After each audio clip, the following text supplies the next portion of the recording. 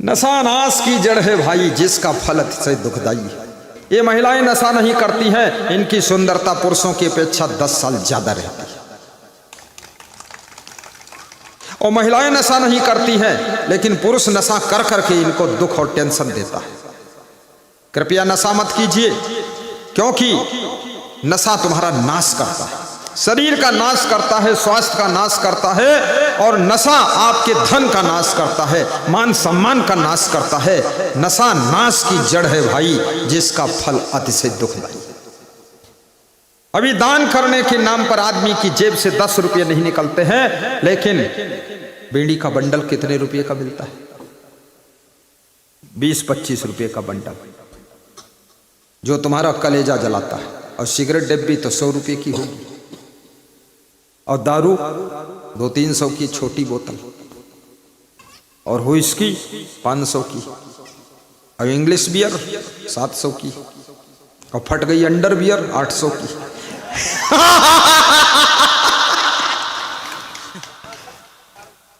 1200 की है।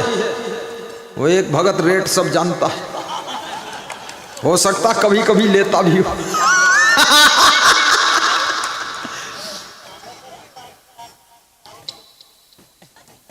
कितने मॉडल की शराब है, एरिस्टोक्रेट, व्हिस्की, बैग पाइपर, कमाल है।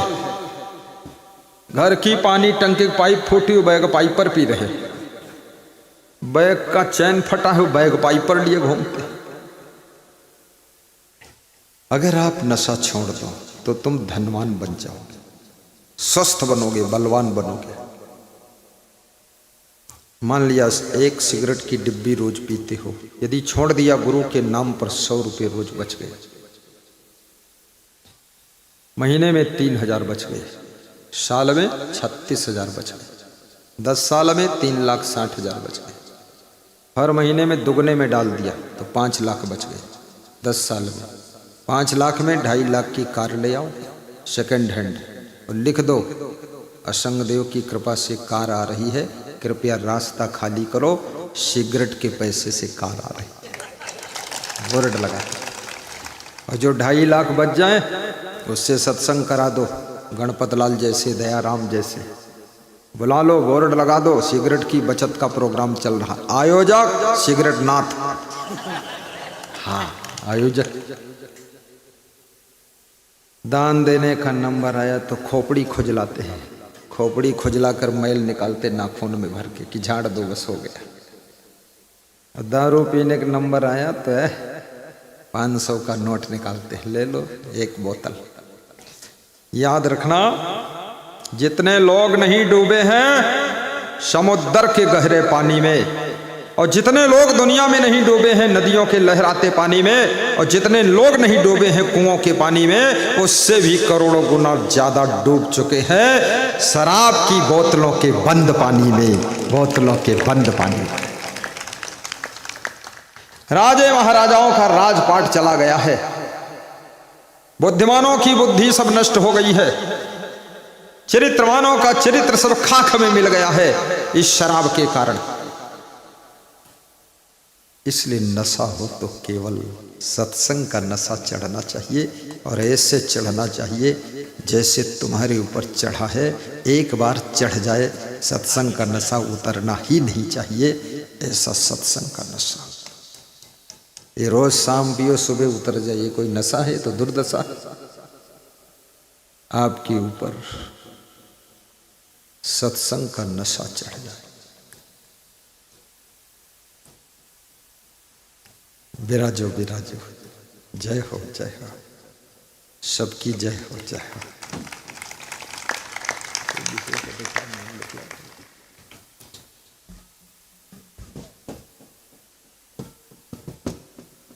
जिंदगी चाहिए बंदगी के लिए,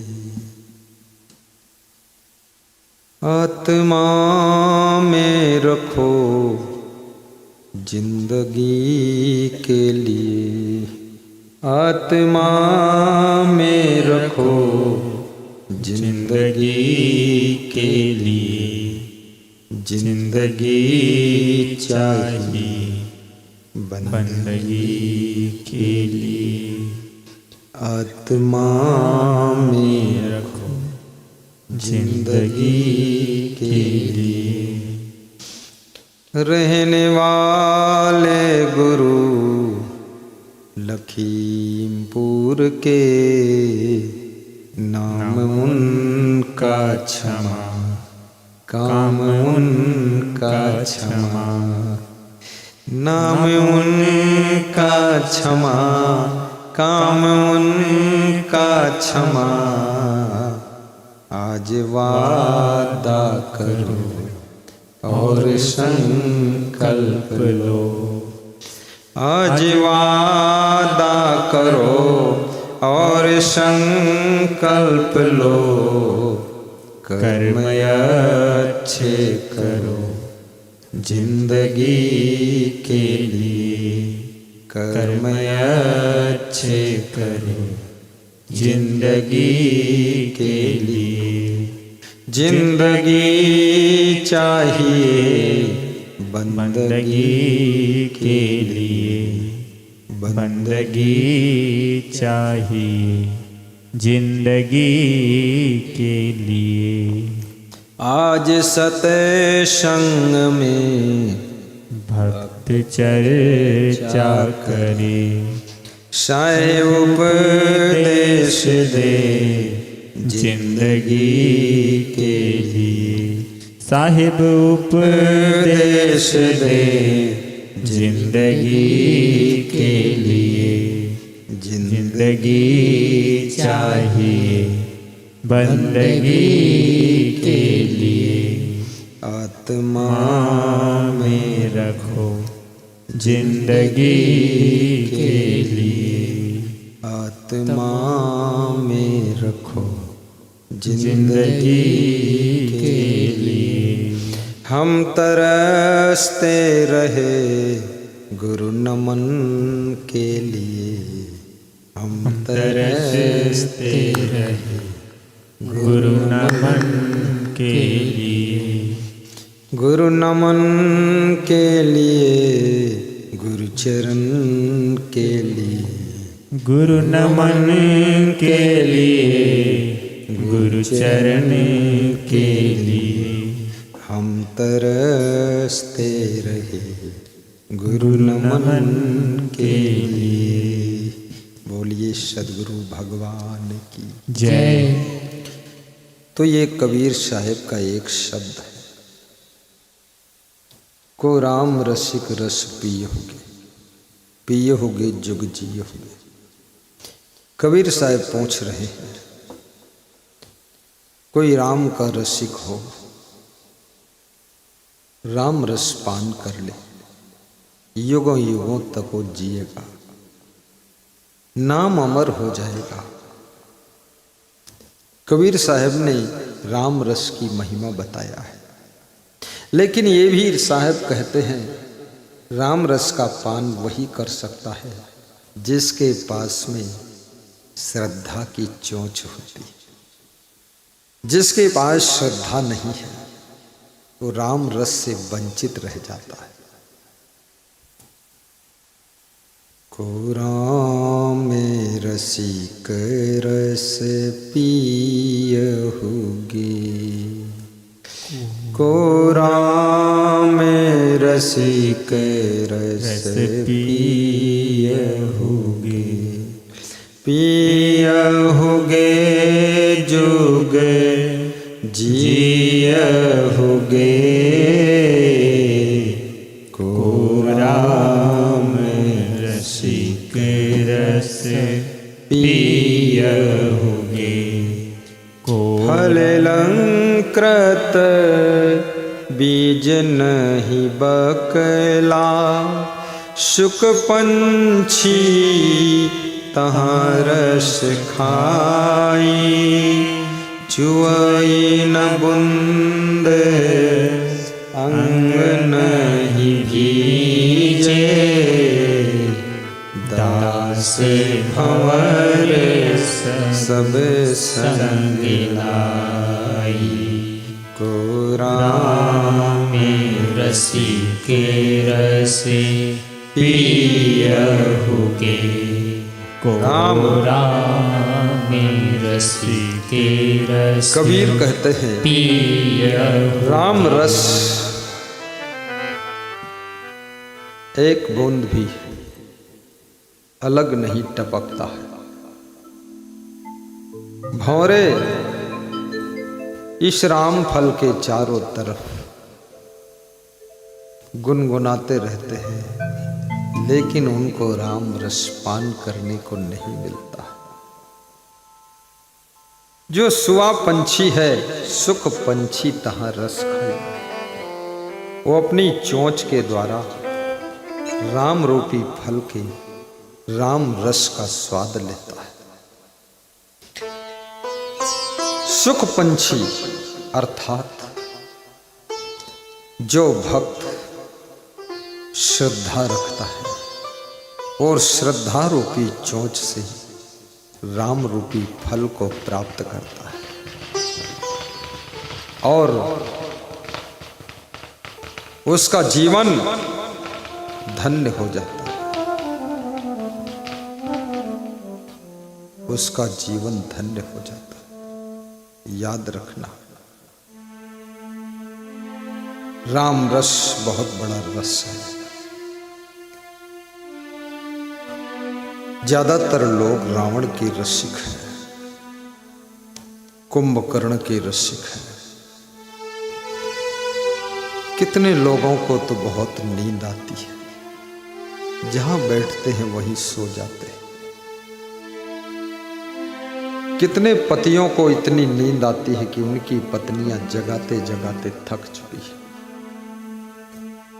घर से जगाती हैं तो छत पे सो जाते हैं और छत से उठाती हैं तो द्वार पर सो जाते हैं और द्वार से ढकेल कर खेत तरफ भेजती हैं तो खेत की मेड़ पर सो जाते हैं।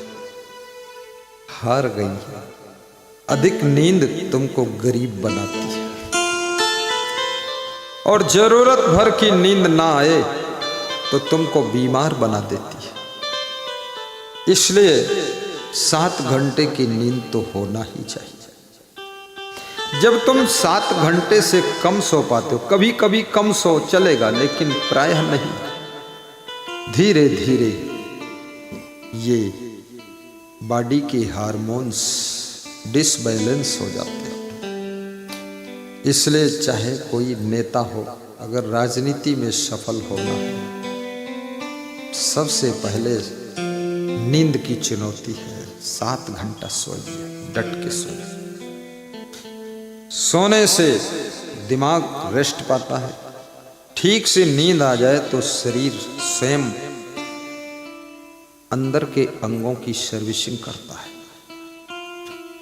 और जिनको गहरी नींद नहीं आती है उनकी बड़ी बड़ी बीमारियों का जन्म होता है। इसलिए याद रखना, व्यास गादी निवेदन करेगी, सोने की कला भी सीखो। कितने लोग बिस्तर पर जाते हैं, लेटे रहते हैं, नींद नहीं आती। नींद क्यों नहीं आती? क्योंकि जितना मिला है उसमें तुम संतुष्ट नहीं हो और जो मिलने वाला नहीं है उसका लालच कर रहे हो, इसलिए नींद उड़ गई। थोड़ा मन में संतोष भी रखो। यदृच्छा लाभ संतुष्टो द्वंद्वातीतो विमत्सरा समः सिद्धाओ सिद्धोपि चक्रतापि न निबद्धते। संतोषामृत तृप्ता नाम तत् सुखम शांत चेतसाम नच तद्धन लुब्धा नाम इतश्च एतश्च धावताम शांतुल्यम तपो नास्ति न संतोषात् परम सुखम न तृष्णाया परो व्याधि नच धर्मोदया समा। गोधन गजधन बाजधन और रतन धन खान, और जब आवे संतोष धन सब धन धूर समान, सब धन धूर समान। नीति शास्त्र के श्लोक और कबीर का दोहा और गीता का श्लोक में सुना दिया। बहुत लंबी व्याख्या करने का टाइम नहीं है, इशारा समझ जाए। गोधन गजधन बाजधन और रतन धन खान। जो स्त्री अपने पति में मन को संतुष्ट कर लेती है फिर वो बहुत खुश रहती है। जो लड़की ससुराल में जा करके संतुष्ट कर लेती है अपने मन को, दिल को, बड़ी प्रसन्न रहती है, मुस्कुराती हुई मायके को लौट कर आती है। और जो ससुराल के न घर से संतुष्ट है, न पति से, न बूढ़ी सासू से संतुष्ट है, सासू को देखकर कहती है डोकरी, और ससुर को देखती कहती डोकरा, और पति को देखती कहे अरे ये भी डोकरा। फिर वो ससुराल से रोती पीटती चिल्ला चोट करती हुई पहुंचती है मायके। क्या हुआ? बोले वहां सब डोकरी डोकरा है। अरे हर सासू डोकरी तो होती ही है, हो ही जाएगी थोड़े दिन में। कितना सासू को तुम छोकरी बनाना चाहती हो? आज की छोकरी कल की डोकरी, कहां मिलेगी नौकरी? इसलिए बेटियों को संतुष्ट, अपने पति में संतुष्ट, अपनी पत्नी में भी संतुष्ट हो। जो पति अपनी पत्नी से संतुष्ट होगा वो पत्नी से प्रेम भी बहुत करेगा, पत्नी का ख्याल करेगा, पत्नी को बहुत सुंदर संभालेगा और अपने घर की उन्नति करेगा। इसलिए संतुष्टि।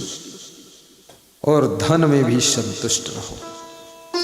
धन कितना कमा लो किसी से तो पीछे ही रहोगे, और कितना कम हो धन फिर भी किसी से आगे रहोगे। इसलिए जितनी कंडीशन है उसमें मगन हो जाइए।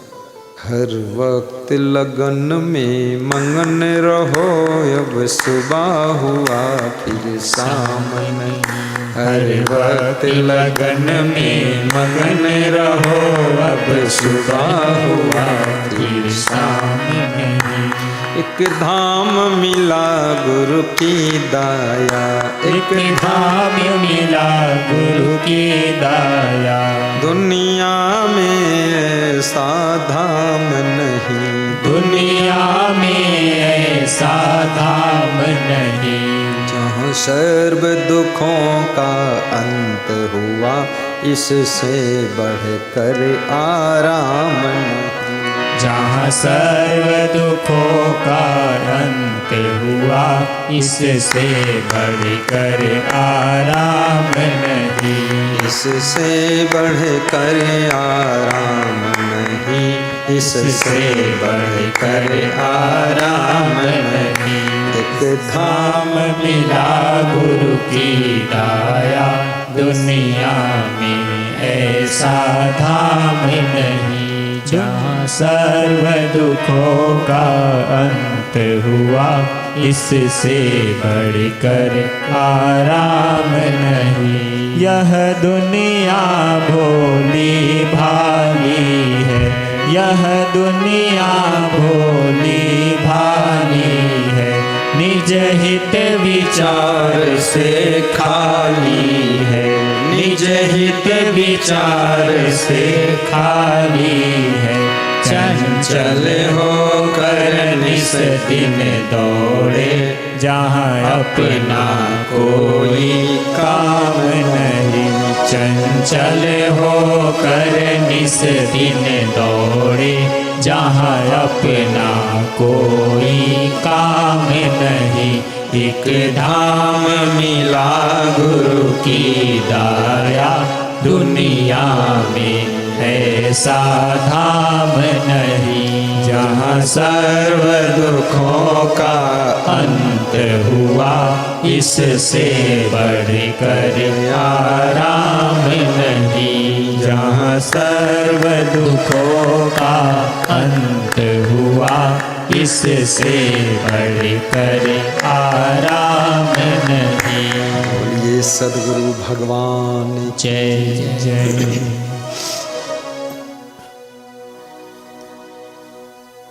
संतोष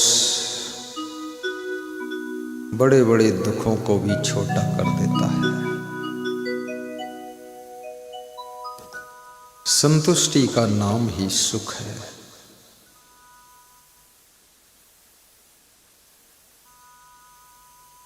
निर्धनिक कछु धन चाहे, धनिक चाहे विशेष, विशेष हूँ विशेष चाहे होवन चाहे नरेश, नरेश चाहे इंद्र पद इंद्र चाहे रणजीत, असुर चाहे सुरपति बनन यह तृष्णा की रीत। जो मिला है उसका आनंद लीजिए।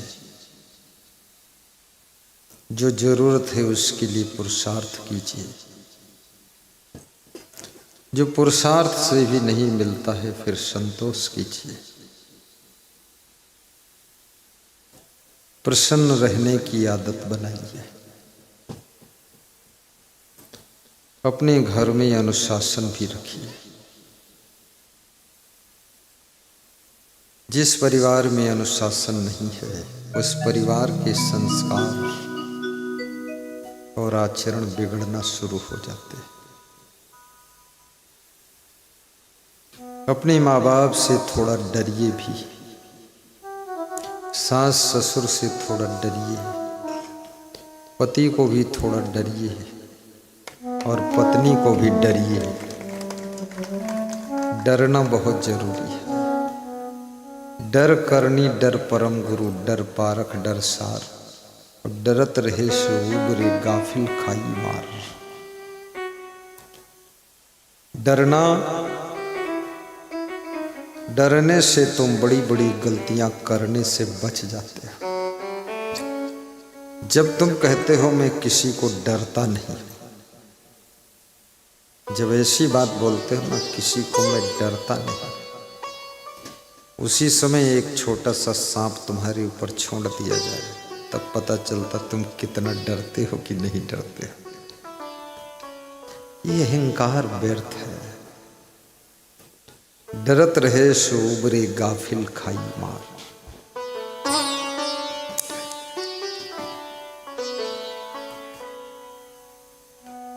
अंधा विश्वास भी किसी के ऊपर मत कीजिए,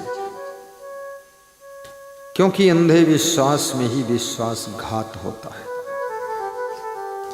जहां जहां संदेह उठ रहा हो वहां वहां टटोल कर पैर रखिए, संभल कर चलिए। तुम्हारे भीतर विश्वास और संदेह दोनों रहते हैं। जब सही जगह पर तुम पहुंच जाते हो तो संदेह विश्राम करता है और विश्वास आकर तुम्हारी सेवा करता है। और जबरदस्ती जब तुम विश्वास करते हो तो संदेह बार बार उठकर खड़ा होता है, तुमको आगाह करता है कि कुछ है गड़बड़। और गड़बड़ होने के बाद तुम कहते हो मेरे मन में बीच बीच संदेह तो होता था, लेकिन मैंने कहा चलो फिर भी इसके साथ काम करते। संदेह तुम्हारा मित्र है, शत्रु नहीं। तुम्हारे द्वार पर कोई व्यक्ति निकलता है, उसको देखकर, उसकी चाल देखकर, हाव भाव देखकर, उसकी नजरों को देखकर तुमको संदेह होता कि आदमी लगता है चोर है, लगता है गलत है, लगता है बदमाश है। तो ये संदेह तुम्हारा गलत नहीं है। संदेह तुम्हारी रक्षा के लिए कवच कुंडल का काम करता है। और जबरदस्ती भरोसा करो तो तुमको धोखा जरूर होता है। इसलिए संदेह। लेकिन सही जगह मिल गई, सही रिश्ते मिल गए, तब फिर विश्वास को साथ में लेकर आगे की यात्रा करिए। क्योंकि केवल संदेह ही संदेह से न रिश्ते चल सकते हैं, न जीवन चल सकता है, न विकास हो सकता, न व्यवस्था बन सकती है। एक क्षण ऐसा आता जहां विश्वास की भी जरूरत है। आज हम लोग इतने लोग बैठे हैं, एक दूसरे के विश्वास पर ही तो बैठे हैं, प्रेम में ही तो आए हैं। मुझे लगता है एक विधायक साहब भी आए हैं, विधायक है, वो भी प्रेम में आए हैं। अगर उनको संदेह हो जाता, विश्वास था यहाँ प्रेम है, प्रेमी है, चलो चलते, तो आ गए। अगर उनको ऐसा संदेह लगता कि वहाँ जाएंगे तो लोग मारपीट कर देंगे, तो आते ही नहीं। विश्वास आदमी से आदमी को जोड़ता है, और विश्वास फोकट में नहीं होता है। विश्वास के लिए प्रेम की गंगा बहानी पड़ती है।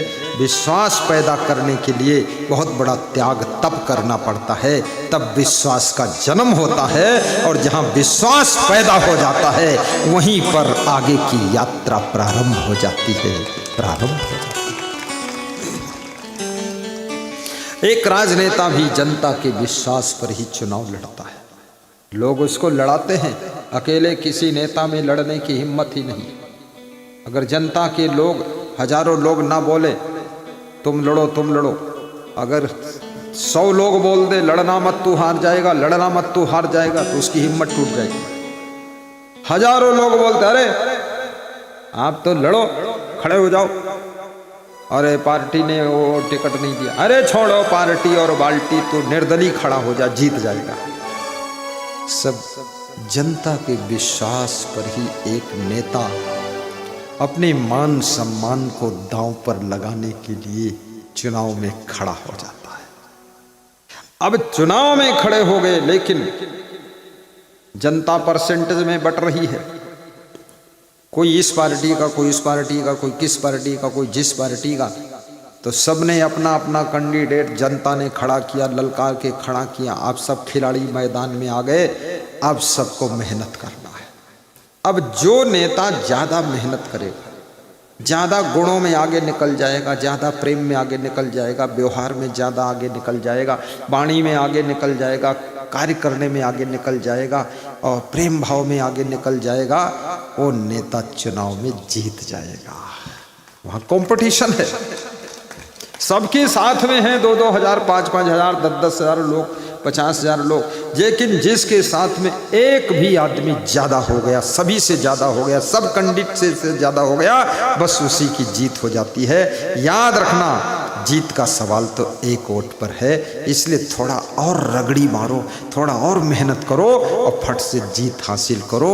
उसके बाद मिनिस्टर बनकर और ट्रैक्टर लेकर आओ सत्संग में, सुनो आकर प्रवचन। चुनाव लड़ना गलत नहीं है।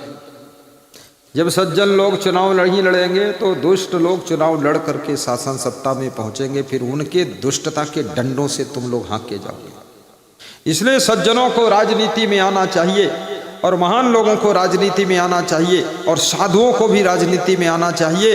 तुम कहोगे आप साधु, आप राजनीति में क्यों नहीं आए? मैं नहीं आया, मेरी इच्छा नहीं थी, लेकिन कोई साधु आना चाहता तो आ सकता है। हम तो इसलिए नहीं आए, किस लिए नहीं आए? नहीं आए इसलिए नहीं आए, और किस लिए नहीं आए? हाँ, जैसे योगी जी के मन में इच्छा थी वो आ गए, और किसी साधु। लेकिन याद रखना, साधु राजनीति में आए अपने चरित्र को संभाल कर रखें, क्योंकि राजनीति का पथ कुसंग के कांटों से भरा हुआ है। इसमें बहुत कुसंगत है, बहुत आकर्षण है, बहुत इधर उधर ऐंचा खैंची है, माया मोह ज्यादा है। तो राजनीति के पथ पर चलने वालों के चरित्र की बहुत बड़ी दुर्गति हो जाती है। इसलिए साधु संत राजनीति में आए तो बहुत संभल करके रहे, नहीं तो राजनीति पे पहुंच करके फिर दिल्ली जाकर वहां से बिल्ली बनकर लौट के आते हो, होटल में टोटल बर्बाद हो गए। सावधान साधु बाबा, किसी की देखा दोनी कूद मत पड़ना, नहीं तो केवल कपड़ा रह जाएगा साधु का, बाकी लफड़ा सब गृहस्थी का आ जाएगा। उधर ही कोई ढूंढ लोगे राम देवी को, अब इधर बन के रहोगे राम नारायण। अरे चरित्र नहीं है, जहां व्यभिचार शुरू हो गया वहां काहे की साधुता रहेगी। संत महात्मा तो वही है, कौन है? चौपाई बोल दो ना। संत बिटप सरी तागिर धरनी। गाइए सब लोग दोहराइए। तू इन्हीं की करनी। संत हृदय नवनीत समाना। कहा कबीने पर कहीं न जाना। निज परिताप द्रवहि नवनीता। पुर दुख द्रवहि सो संत पुनीता। मंगल भवन ये सब गाए, थोड़ा दोहराओ, बोलो तुम लोग। ये तो कॉमन चौपाइयाँ हैं, सरल चौपाइयाँ हैं, ये भी याद नहीं आपको। ऐसे बैठे रहे तो लगता पहली बार सुन रहे हो, 1000 बार सुन चुके हो। अरे मध्य प्रदेश की धरती पर तो राम कथा, कृष्ण कथा और कितनी कितनी कथा हो चुकी है। ये तो मेरा प्रवचन कथा तो गति दाता। आइए। मंगल मूल अमंगल दमनु, सेवक सदने स्वामी आगमनु। मंगल भवने अमंगल हारी, सुदशरथ अजीर बिहारी। जय जय जय गुरुदेव तुम्हारी, नाथ सकल संपदा तुम्हारी। नाथ सकल संपदा तुम्हारी, मंगल भवन अमंगल हारी। हे डग साहिब आगे आओ, अब विधायक से तुम गला मिलाओ। वाह वाह, आज बड़ा संगम है। गुरु जी के सत्संग में हर पार्टी का विधायक आ रहा है। एक दूसरे को देखकर हंस रहे हैं और गुरु के प्रेम में फंस रहे। जय हो। नाथ सकल संपदा तुम्हारी, मैं सेवक समेत सुत नारी। मंगल भवने अमंगल हारी, द्रवहु सुदशरथ अजीर बिहारी। जय जय जय कबीर तुम्हारी, नाथ सकल संपदा तुम्हारी। बोलिए सद्गुरु भगवान की जय, बोलिए संत भगवान की जय, बोलिए भक्त भगवान की जय। साहिब बंदगी बोलो, साहिब बंदगी, साहिब। वाह वाह, आनंद आ गया। सत्संग सुनाने वाले गुरु, जहां पर हजारों माताएं बहनें सत्संग का रसपान करने के लिए श्रद्धा से पधारी है, हजारों पुरुष बंधु भी आस्था के साथ में आए हुए हैं। राजनीति के क्षेत्र में सेवा करने वाले सुवासरा मंडी के डग साहब, वो भी पधारे हुए।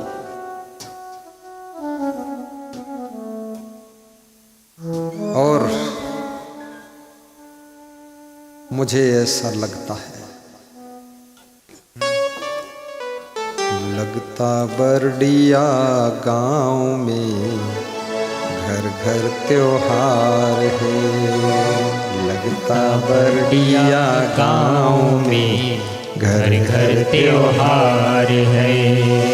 सुन लो मेरे भाई बहना, बंदगी हमार है। सुन लो मेरे भाई बहना, बंदगी हमार है। लगता बरडिया राठौर में घर घर त्योहार है। लगता बरडिया राठौर में घर घर त्योहार है। घर घर त्योहार है, घर घर बहार है, घर घर त्योहार है, घर घर बहार है। लगता बरडिया राठौर में घर घर त्योहार है।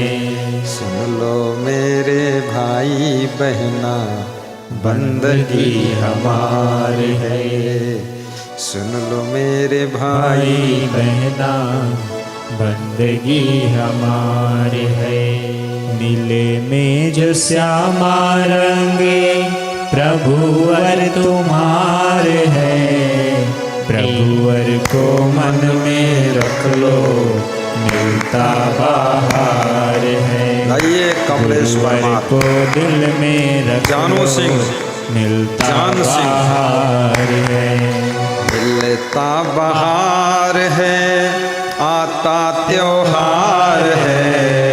प्रभुवर को मन में रख लो आता त्योहार है। प्रभुवर को मन में रख लो आता त्योहार है। महान भक्त मध्य प्रदेश की सेवा में लीन माननीय पूर्व कैबिनेट मंत्री वर्तमान विधायक श्री हरदीप सिंह डग, हाथ जोड़कर सबको प्रणाम करो।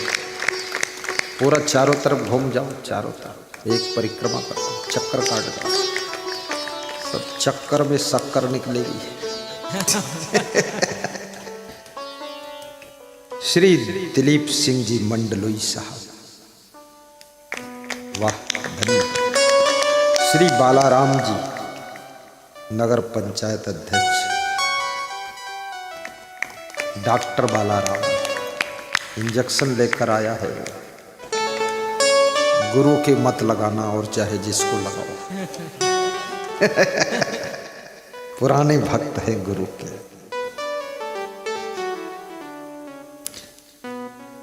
पूज्य आचार्य श्री जितेंद्र शास्त्री साहब खड़े होकर दर्शन किए। विक्रमगढ़ रतलाम समस्त राधा कृष्ण मंडल आयोजक 25 से 31 जनवरी 2026 भागवत कथा व सामूहिक विवाह सम्मेलन विक्रमगढ़।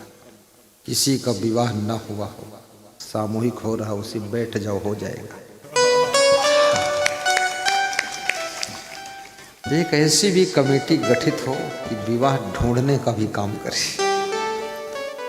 हाँ, किसी किसी को न बर मिल रहा, न घर मिल रहा, न कन्या मिल रही है। बेचारे इंतजार में 32-32 साल के हो गए। और जिसके लिए बर कन्या ढूंढ दो उससे 51,000 ले लो दक्षिणा बस। हाँ, ढूंढना पड़ेगा।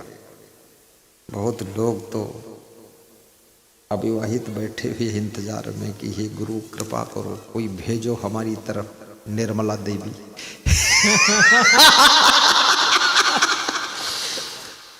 कई लड़कियों की शादी नहीं हो रही, वो भी सब इंतजार कर रहे हैं, कोई भेजो गुरु बलवान सिंह को तो शादी हो जाए। लेकिन शादी हो या कोई भी चीज हो, अपने को योग्य बनाई। सीता जी में वो योग्यता थी कि अयोध्या से राम सीता को ढूंढते ढूंढते जनकपुर गए थे। तुम्हारे में गुण होना चाहिए। गुणवती बनो, कलावती बनो, ज्ञानवती बनो, चरित्रवती बनो, प्रेमवती बनो। केवल रूपवती नहीं, केवल इधर बाल लटकाया उधर लटकाया, थोड़े बाल खोपड़ी के ऊपर गुलगुब्बा बनाया फुलाया, उसके बाद पति की ओर देखा तो पति को लगा कि स्त्री है कि चंडिका है, क्या है। और फोटो खिंचवाया, भोली भाली बनकर ऐसे खड़ी है, लगता है बिल्कुल गाय रूप है। और जब ससुराल पहुंची तो भोली तो अलग हो गई, केवल भाली रह गई। भाली भौंक दिया और शेरनी की तरह गरजी।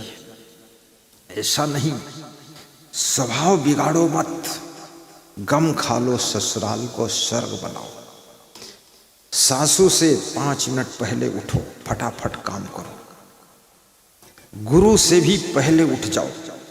5 मिनट में कौन पहलवान बन जाओगे, पड़े हो चूहा की तरह। उठो, उठे लखन निश विगत सुनि, अरुण शिखा ध्वनि कान, और गुरु ते पहले जगतपति जागे राम सुजान।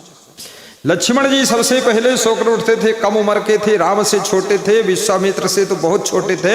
लक्ष्मण जी उठते थे, फ्रेश होते थे और तैयार होकर के दातून ला करके और पानी ला करके राम के कमरे में पहुंचते थे और राम को फिर तैयार कराते थे। राम उठते थे लक्ष्मण से बाद को, और फिर राम लक्ष्मण दोनों रेडी होकर के, फ्रेश होकर के, दतून मंजन करके और तैयार होकर के विश्वामित्र की कुटिया में पहुंचते थे। फिर विश्वामित्र की सेवा करते थे, विश्वामित्र को स्नान कराते थे, फ्रेश कराते थे। ये इसका नाम भक्ति है। इसका नाम भक्ति नहीं है कि लाड़ी सो रही है और बूढ़ी सासू पोछा लगा रही है, चेला सो रहा है, बूढ़ा गुरु देख रहा है कौन सोया है, लल्लू राम सोए हैं।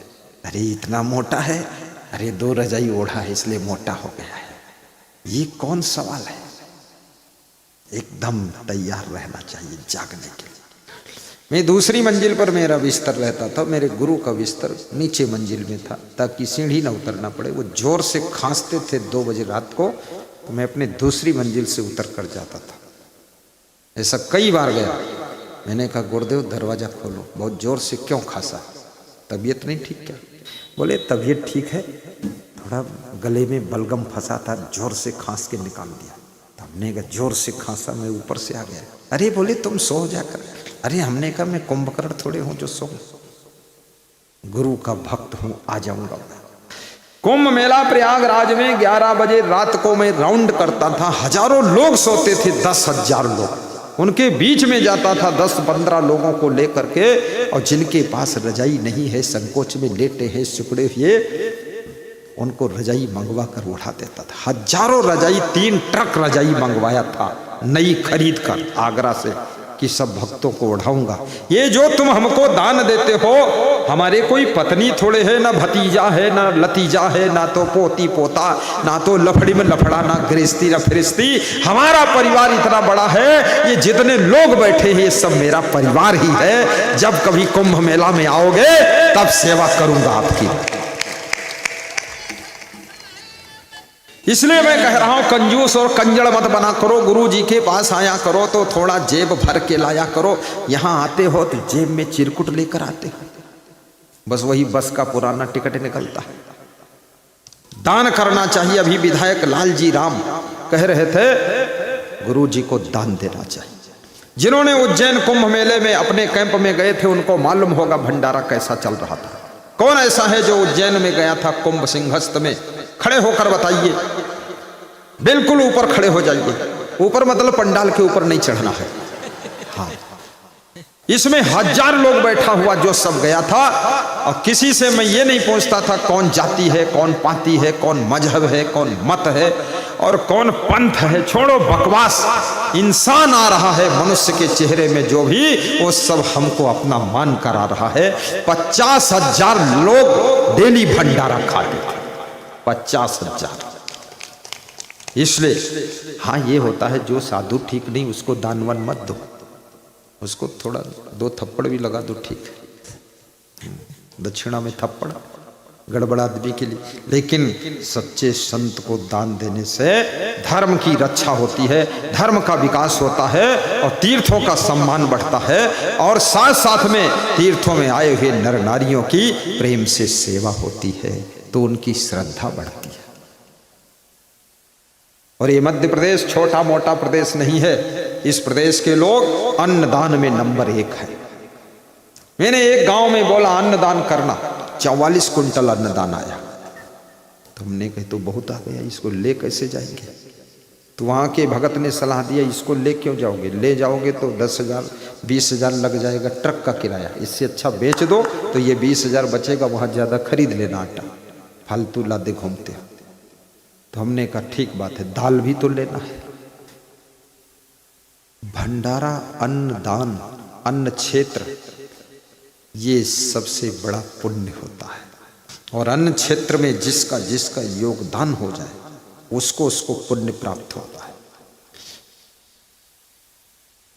भगवान राम चिंतित थे कि अयोध्या में इतना बड़ा मंदिर बन रहा है, करोड़ों लोग दर्शन के लिए आएंगे, तो ये रात्रि विश्राम कहाँ करेंगे।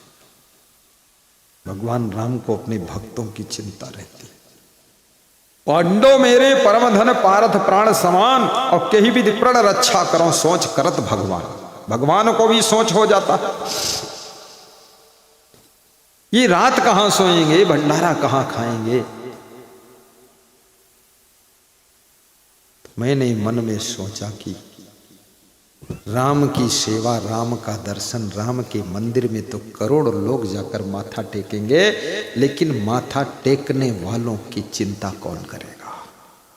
जो राम के दर्शन करने आएंगे, राम मंदिर में आएंगे, उनकी पूजा करने आएंगे, श्रद्धा लेकर आएंगे, तमिलनाडु से आएंगे, एमपी से आएंगे, यहाँ से आएंगे, वहाँ से आएंगे, गुजरात, महाराष्ट्र, तेलंगाना, आंध्रा से आएंगे, तो उनको वहाँ व्यवस्था कौन देगा। तो मेरे संतों ने कहा, गुरुदेव आप एक अच्छा आश्रम बनाइए, कम से कम डेली 20 से 50 हजार भक्तों की सेवा हो जाए, राम भक्तों। तो मैंने ठान लिया कि एक अयोध्या में भी आश्रम बनाना है, एक उज्जैन में भी बनाना है। उज्जैन में नहीं बनाएंगे तो महाकाल कैसे खुश होंगे, और अयोध्या में नहीं बनाएंगे तो राम भगवान कैसे खुश होंगे। भगवान की सेवा करने से भगवान खुश नहीं होता है, भगवान के भक्तों की सेवा करने से भगवान गदगद हो जाता है। इसलिए भगवान के भक्तों की सेवा करो। अभी गुरु के भक्तों की यहाँ सेवा हो रही थी, माला पहनाए जा रहे थे, ऊपर फूल बरस रहे थे, फोटो खींच रहा था, तो मैं भजन गा रहा था ताकि फोटो खूब खींच जाए, फूल माला खूब हो जाए, किसी को पता भी ना चले, चुपके चुपके इधर भी काम हो जाए। इसलिए भजन बढ़ा दिया था लंबा। भक्त का जब आदर होता है, शिष्य का आदर होता है, तो गुरु प्रसन्न हो जाता है। इसलिए याद रखना, एक संत ने बहुत सुंदर लिखा है कि हे भगवान, तेरी भक्ति करने वाले तो लाखों लोग हैं, करोड़ों लोग हैं।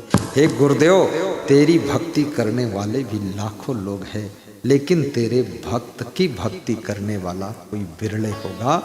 मैं तो तेरा दर्शन नहीं मिलेगा तो तेरे भक्तों का दर्शन कर लूँगा, उसी से मेरी मुक्ति हो जाएगी, उसी से मेरी मुक्ति हो जाएगी।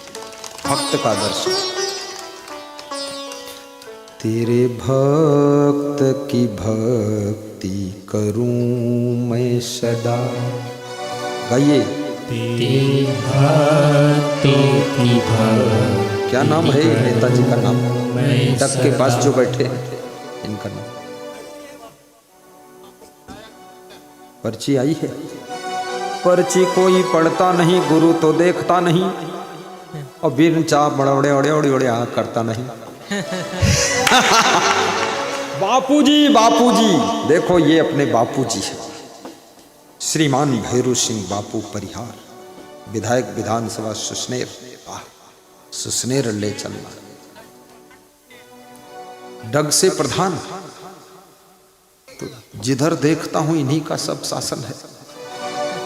तब तो डग में सत्संग करवा दो, या सुभाश्रम करवा दो, या सुसनेर में करवा दो, लेकिन करवा दो, कहीं भी करवा दो। करवा दोगे? करवा देंगे। ये उनको लोग मानते भी बहुत हैं और विनम्र भी बहुत हैं। शुरू से मैं देख रहा था, हाथ जोड़कर सबको प्रणाम करते हुए आ रहे थे। इसमें कुछ लोग तो देखते थे टुकुर टुकुर, इतना बड़ा आदमी हाथ जोड़ता है। तो कुछ लोग ऐसे थे, कहते थे बड़े से बड़ा मैं हूं, मैं नहीं जोड़ता हूं।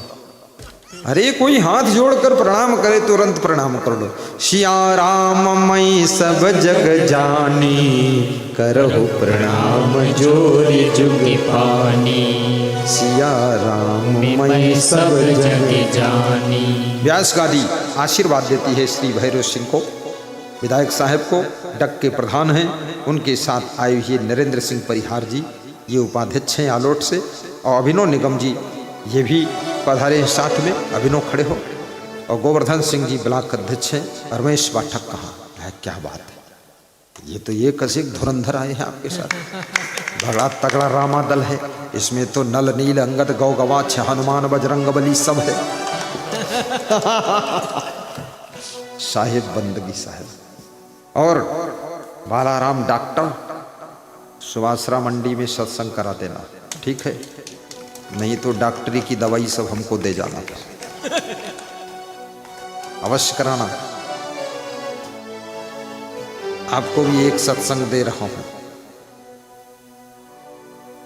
हरदीप डग करा देगा, डगमगा तो नहीं जाएगा, यहां हाँ हाँ कर दो, घर में जाके डगमग हो जाए, क्योंकि नाम में तो डग लगा है, डगमगाने में क्या देरी लगेगी, डगमगाओगे तो नहीं, अब नहीं डगमगाए हैं। तीनों तीनों क्या कोई गरीब है जो तीनों मिला, अच्छा तीनों को मिला दे, हाँ बस, रामा श्यामा नामा तीनों ये कई में मिलाई हो कबीर ज्ञानी, तीनों को मिला दो, हाँ तीनों को मिला देगा। अच्छा दिलीप सिंह विधायक महोदय और डॉक्टर साहब तीनों मिल गए, वाह,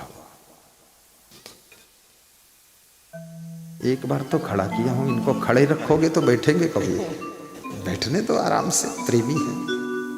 आइए, तो क्या सुना रहा था मैं, भूल गया, कहां थे, क्या सुना रहे थे, सब लोग भूल जाओ तो बहुत अच्छा है।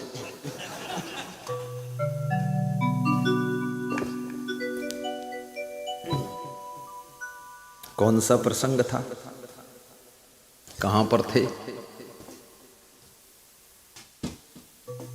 चाहे जहां पर थे, जहां पर थे वहां पर थे, वहां पर हैं, चलो चालू करते हैं।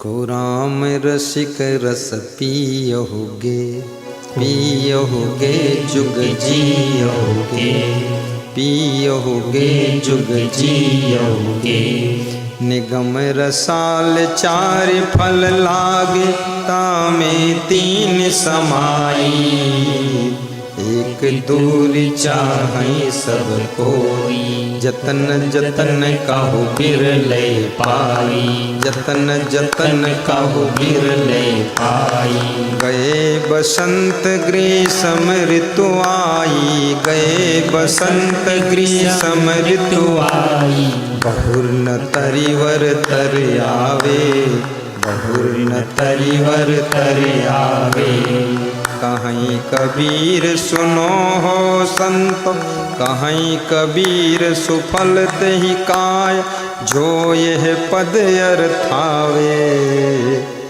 को राम रसिक रस पियोगे, पियोगे जुग जियोगे, पियोगे जुग जियोगे।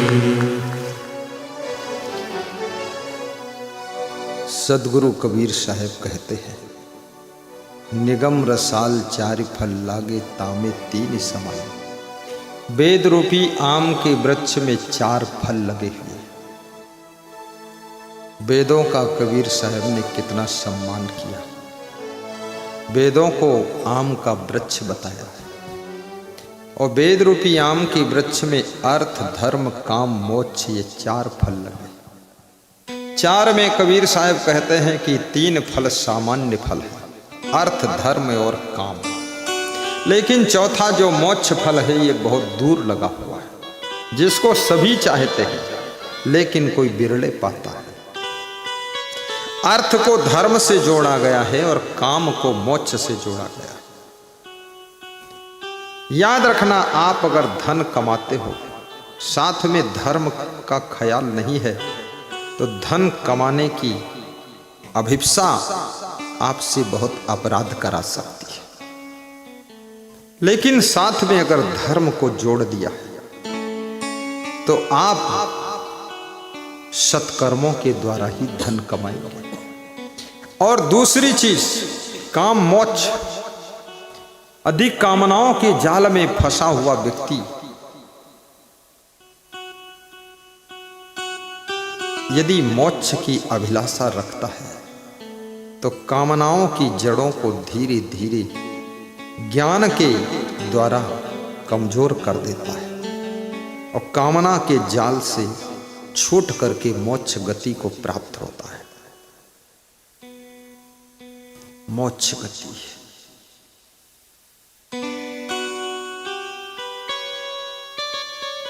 मोक्ष श्री कृष्ण कहते हैं यतेन्द्रिय मनोबुद्धि मुनि मोक्ष परायणा विगतेच्छा भय क्रोधा या सदा मुक्ति उषा। जो इंद्रियों को जीत सकता है उसको ही मोक्ष मिल सकता है।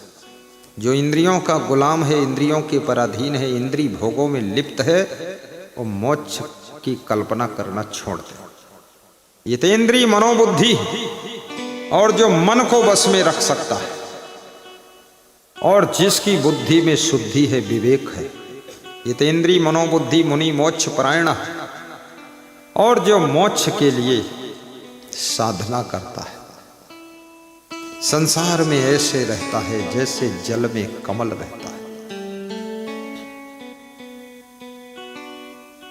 धान के भीतर जब तक चावल रहता है तब तक धान की कुटाई होती है। जब धान के भीतर से चावल निकलकर बाहर हो जाता उसी दिन कुटाई बंद हो जाती है। इस माया मोह के भीतर जब तक तुम घुसे रहोगे तब तक तुम्हारी कुटाई चालू रहेगी और माया मोह से भूसी से अपने को बाहर निकाल लोगे उसी दिन कुटाई बंद हो जाएगी। तलवार से म्यान जब तक बाहर नहीं निकालोगे वो तलवार किसी की उंगली भी नहीं काट सकेगी, लेकिन म्यान से जब बाहर तलवार को खींच लेते हो तो तलवार जिसको काटो उसको काट देती है।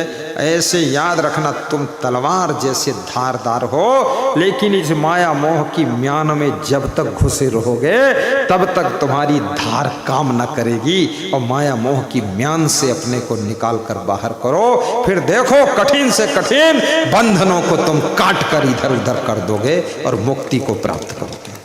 बोलिए सद्गुरु भगवान की जय।